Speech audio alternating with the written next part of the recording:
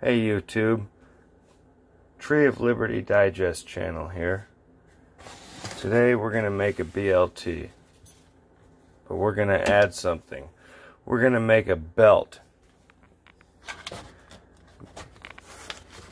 Sure you can figure out what that stands for. It's going to be bacon, egg, lettuce, and tomato. Of course, mayonnaise comes standard on a B.E.L.T, so goes without saying. So, bacon.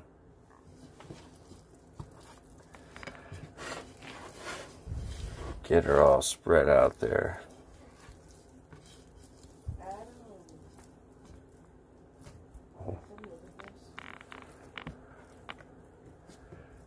Alright, we got it spread out. I'll turn the heat on. Alright, bacon's on. Alright, YouTube. So the bacon's just starting to get heated up. I washed my hands, as you saw me spread the bacon out barehanded. Certain meats I will make sure to wash my hands thoroughly with. Pork is one of them.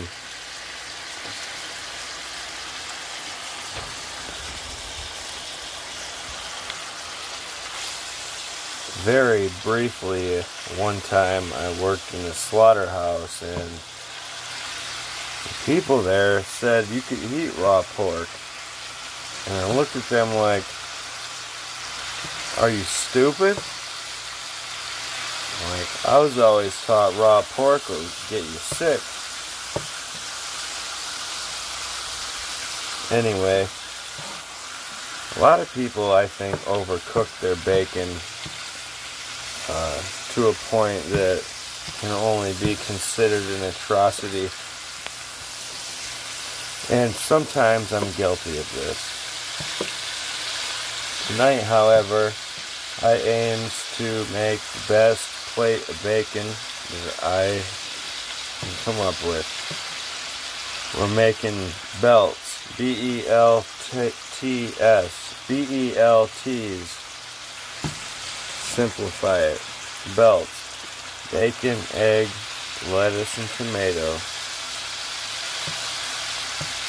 It's per request of my lovely wife, Taylor Hundley. You can look her up on YouTube. She has quite a bit of content.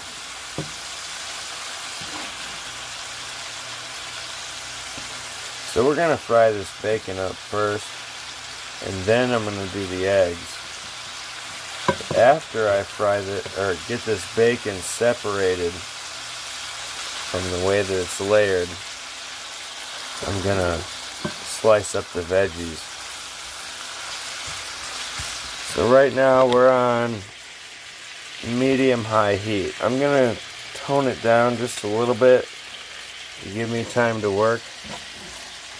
Got all that bacon there sizzling, and you betcha we're going to save that grease.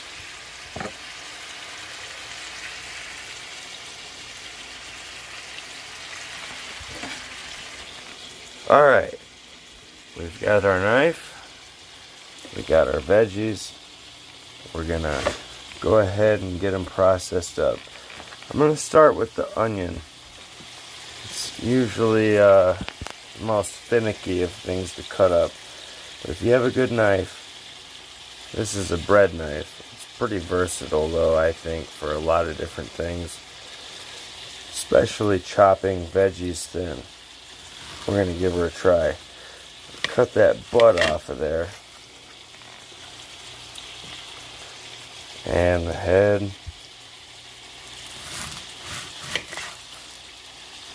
And try and peel off as much of that outer skin as we could off the head. And I should be able to go right around and pull the outer layer off. So here we have one skinned onion. Turn it on its side and try to get Remember to keep your fingers like this, right here. Keep them tilted back towards yourself or your hand. It helps keep you away from the knife. And we'll just do nice thin slices as not to overburden our sandwiches. It's important. If you're going to have each piece on your sandwich, you want it to be as thin as possible so that it's not too wide for you to eat. And you can use your knuckles to get the blade guided to right where you want it. You get nice, beautiful, thin slices of onion.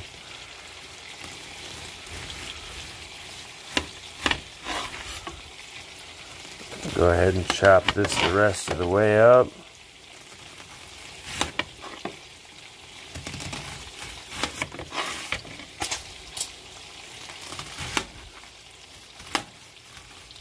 Bacon's starting to smell good. We're going to set that off to the side. I think that'll be more than enough. Nice spread out thin slices. Alright. Set them onion right on top of the skins. Alright, next up we're going to do the tomato. Cut off the two ends. Anything that looks past its prime. This one looks alright. Get them two out of here. And same thing goes with this. Real thin slices.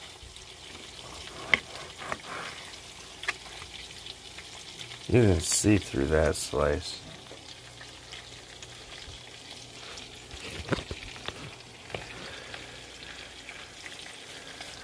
So that's what I'm going for. Ultra thin. Like super thin.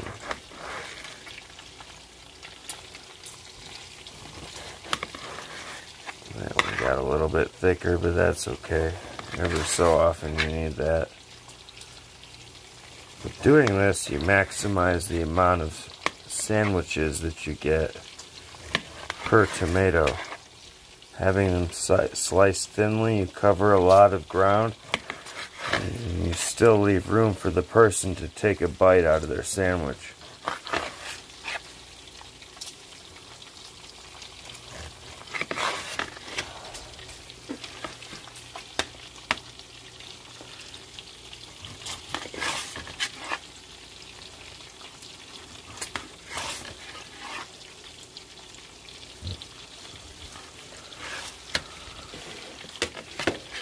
Hopefully that'll be enough.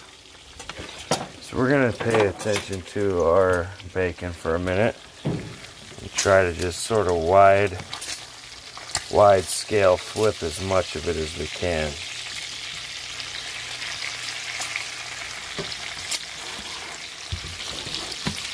Paying close attention to make sure the handle is back. That way we don't accidentally knock it off the stove. Alright, so I'm pretty sure that's most of the bacon flipped over. Some of it's starting to cook nicely. We're not going for total crisp.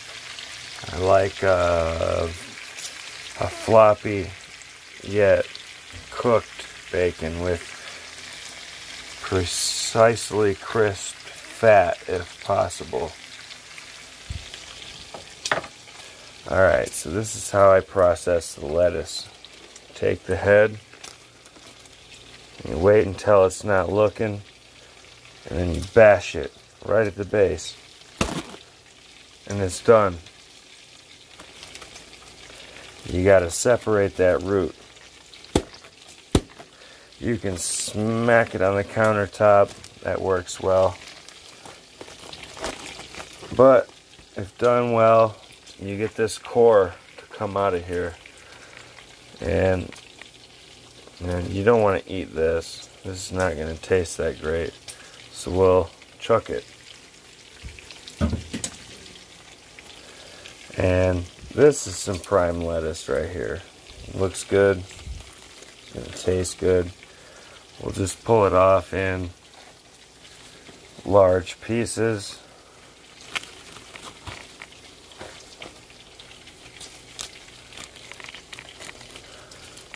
Yeah, that should be enough. We'll go ahead and set this off to the side, and we'll bag that up later.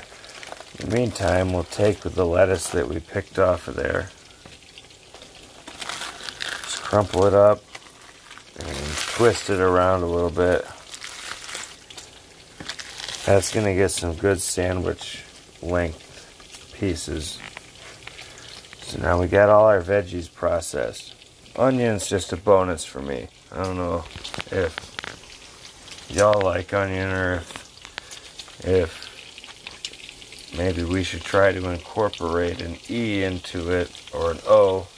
Oh, I don't know why I was thinking an E. Maybe we need to make like a B.E.L.T or something. Anyway, bacon's starting to come along. To make sure to stir it. I treat it like stir fry at this point. Key operative phrase is stir. It's not stare. Stir fry. Otherwise, they would have called it stare fry. You just look at it frying, you know. Not okay.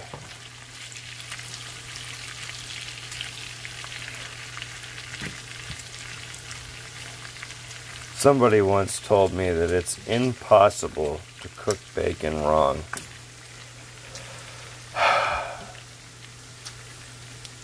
I argued with them until I was quite literally blue in the face.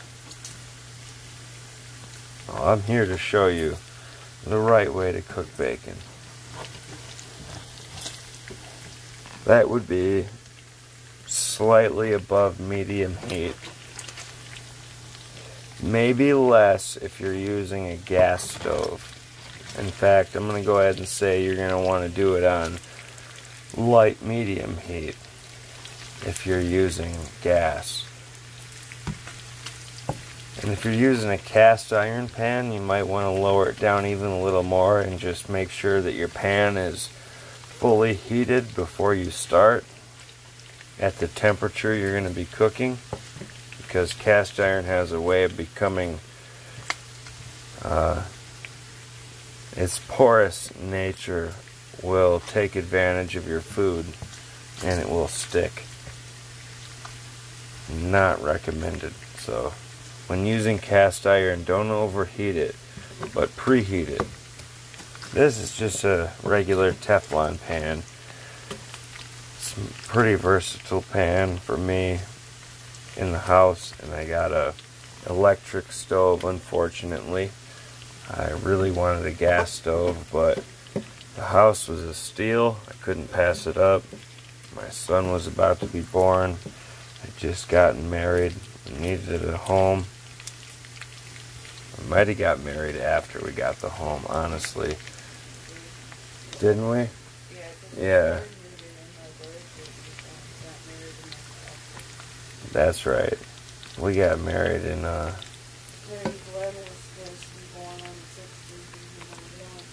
yeah, my son was born, what, 2 days after we got married? It's supposed to be 2 more days after that. So we're starting to cook this bacon down. It's important to keep it moving, keep it from getting stuck. And when you get that really dark color on the bacon, you know you're getting close. But if you can keep it from turning hard, that's, I think, the perfect way to cook bacon.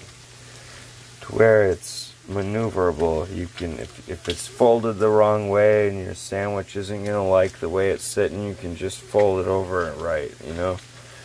It's all about aesthetics.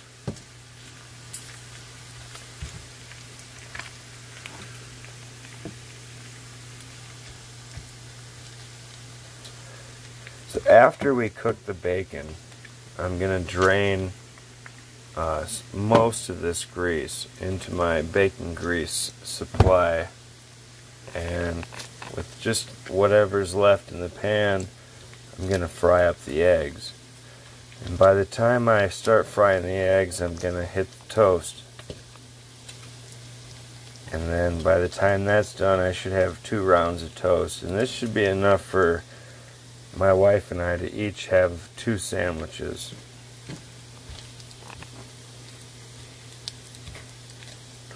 And go ahead and flip it again.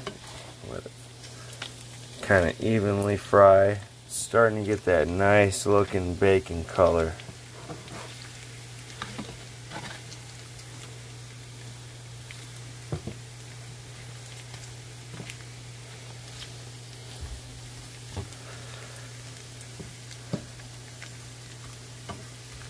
In fact, I think when the grease starts to froth up like that, that's a sign that your bacon's done, because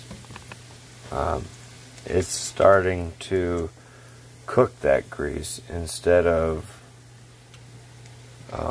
creating more of it. Once all the grease is cooked out of your bacon, it's, I believe, edible.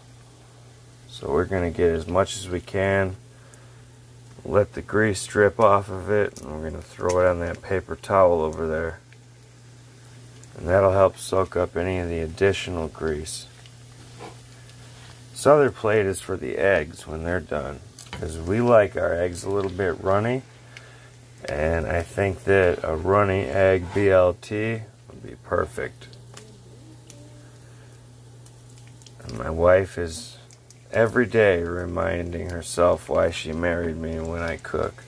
Oh, yeah. If I cook, you know, sometimes you gotta spread it out so that they really appreciate it. Pro tip. Alright, I'm gonna get my bacon jar, and then I'm gonna pour this grease into it, and I'm gonna have a little bit left over to fry the eggs up. So, be right back. Alright, here's my jar for the bacon grease. The spoon I keep right in the jar for ease of use. So I'm just going to go ahead and pour in the majority of this bacon grease and use it for cooking in the future.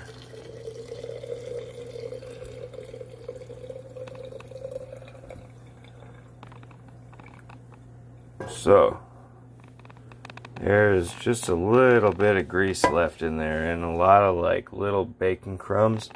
I'm gonna reduce the heat down to medium low, just below the medium line.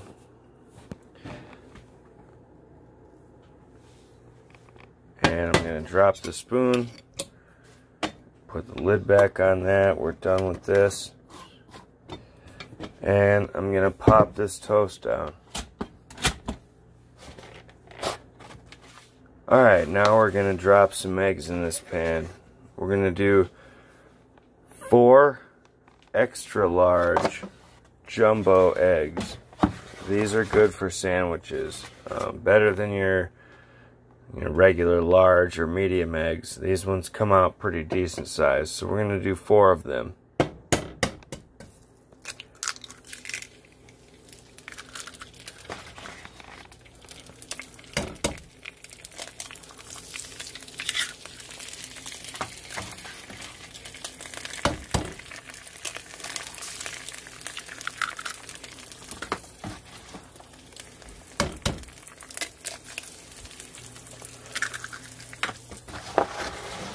Alright, we got 4 eggs sizzling in some just freshly cooked bacon grease. Here we have Cavender's all-purpose Greek seasoning.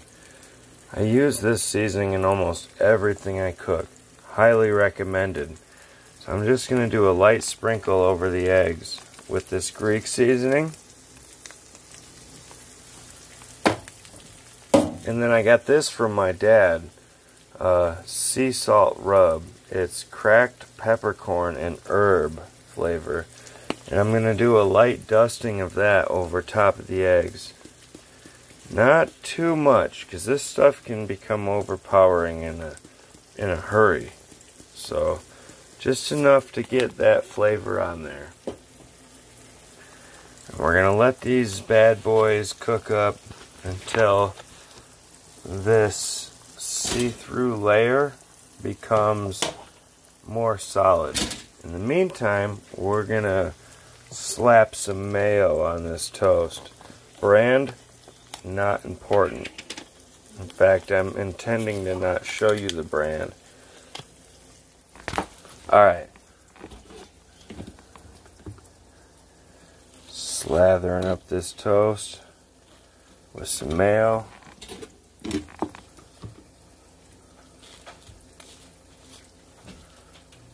Slap them together. Keep them warm.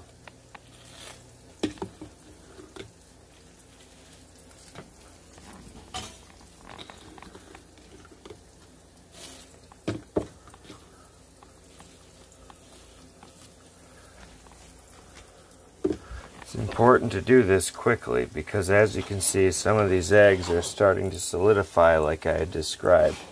So we're going to go ahead and get those ones flipped. Ruined a yolk on that one. We'll have to suffer with it. Not a big deal. That one might live.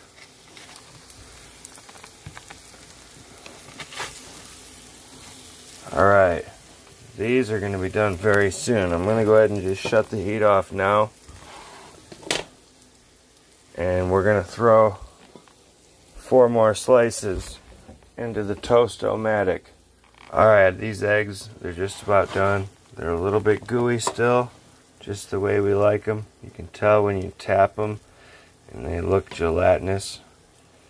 They all sort of popped on flipping, but honestly, they're going to pop anyway as soon as you bite into them, and they'll get all over, and, you know, this is sort of just being done and over with that right from the get-go. So, we got our nice, perfectly cooked bacon. It's not going to break your teeth. Lightly toasted, gratuitously mayonnaised toast. Freshly sliced vegetables. This is about to be delicious.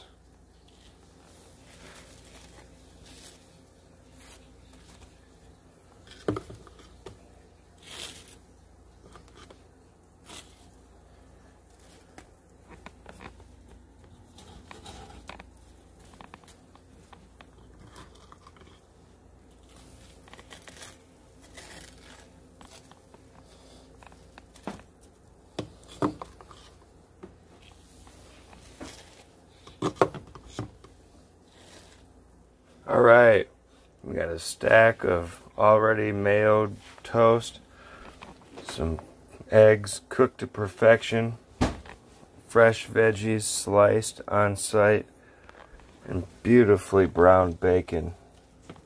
We're about to eat some B.E.L.Ts.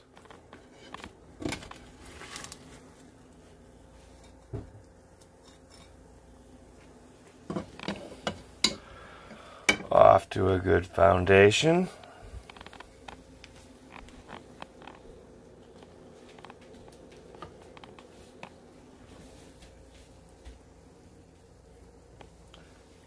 Beautifully done work with the onions. Come in here with a nice bed of lettuce, iceberg style. And then we'll slap on a nice layer of curly bacon, or as Tim Hook would say, munchy bacon.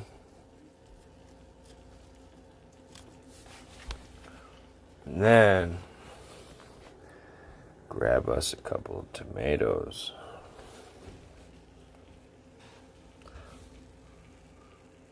One more. I also got this from my dad. It's seasonal, seasoned salt, with reduced sodium. These tomatoes are not 100% ripe, so they lack that authentic tomato flavor. I'm just going to go ahead and enhance that with some of this low sodium blend. Should make that tomato flavor pop. And then there's one more ingredient missing. You hold right on. Cheese. Honestly, I don't care what kind of cheese it is. I like it. So we're going to slap that right on top of there. Seal the deal. So here we have one all-purpose B.E.L.T. Bacon, egg, lettuce, and tomato. Alright, folks. Here's the money shot.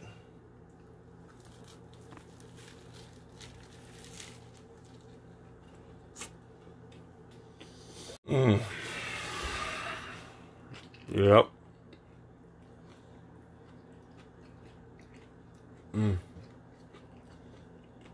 Onion. It just pops.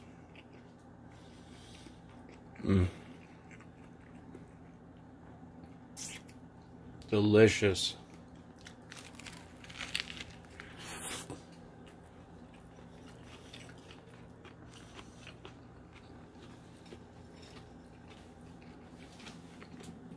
You know, they say in the Depression,